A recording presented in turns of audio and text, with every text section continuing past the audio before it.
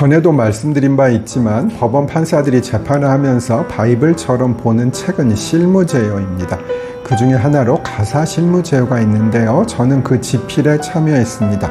판사일로 바쁜 와중에도 저녁이나 주말에 대법원에서 모여 약 10명 정도의 판사가 책을 나누어서 집필했습니다. 물론 기존에 있던 것을 수정하는 것이었으나 저는 가장 어렵고 이론이 많은 부분을 담당해 정말로 힘들었지만 제 실력 향상에 도움이 많이 되었습니다. 회의는 50여 회는 한 것 같습니다.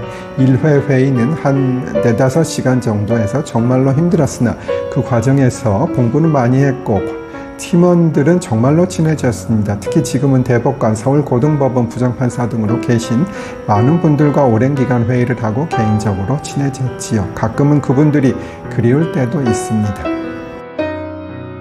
제 의뢰인 중에 몸이 편찮으신 분이 있습니다. 제가 재판을 해서 2심에서 많이 이겨드렸지만 암이 퍼져서 회생의 가능성은 많지 않은 것으로 아드님께 들었습니다.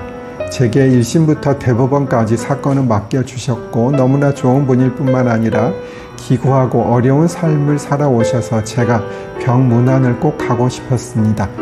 호스피스 병동에 계셨고 만나 뵈었는데 더 마르시고 누워 계시는데 너무 안타까웠습니다. 제가 손을 씻고 그분의 손을 잡아드렸는데 제가 손이 차다고 걱정해 주시고 제가 약간의 당뇨가 있는 것을 알고 계신데 괜찮냐고 물으시는데 너무 감사하고 또한 죄송했지요. 잘해드린다고 나름 애썼지만 2년간 재판을 해드린 정든분이 세상을 떠나신다고 생각하니 하나님 제발 기적을 주셔서 그분이 쾌차하시게 해주시면 정말 감사하겠습니다. 구속 적부심은 부당한 구속을 당한 경우에 청구에 따라 법원이 이를 다시 심사하여 석방 여부를 결정하는 절차입니다. 청구할 수 있는 사람은 구속된 피의자 또는 변호인, 배우자 등입니다.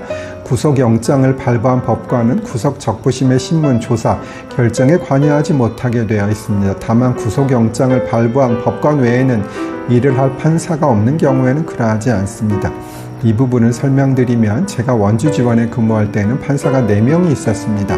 그런데 만약 제가 구속영장을 발부했다면 구속적부심은 저를 제외한 3명의 판사가 합의부로 이를 담당하게 됩니다. 만약 더 작은 법원이라 판사가 3명이라면 구속영장을 발부한 법관도 신문, 조사, 결정에 관여할 수 있다는 것이지요. 다음 쇼츠로 오세요. 전의 쇼츠에서 이어집니다. 구속 적부심의 석방률은 대략 20% 정도라고 알려져 있어서 적부심에서 석방되지 않는 경우가 훨씬 많습니다. 영장 발부 후 사정 변경, 예를 들어 피해자와의 합의를 본 경우 등이 아닌 경우에는 사실상 석방이 쉽지 않은 것입니다. 과거에는 구속을 쉽게 했다가 구속 적부심, 보석, 집행유예 단계로 석방을 해주었습니다. 이게 형사소송법의 기본 원칙에는 맞지 않는 면이 조금은 있기는 하나 범죄자에 대한 범죄 예방 효과 면에서는 좋다고 볼 수 있는 면이 있기도 합니다.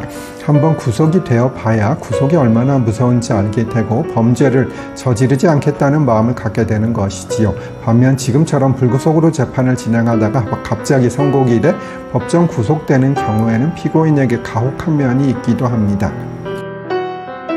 794, 795회에서 설명드린 바와 같이 기존에는 전문법관은 가사소년 전문법관 하나만 존재했습니다. 그러나 2022년에 서울중앙지방법원의 의료, 건설 분야로 확대되어 시범 실시되었지요. 즉 사법행정자문회의는 전문법관 시범 실시 분야를 선정하면서 대내외적으로 높은 전문화 요청, 적정 사건수 확보, 선정에 따른 형평성 논란을 최소화할 수 있는 분야를 선정하는 것이 적절하다고 판단해 의료와 건설 2개 분야에서 전문법관 제도로 확대, 시범 실시하기로 결론을 내렸습니다.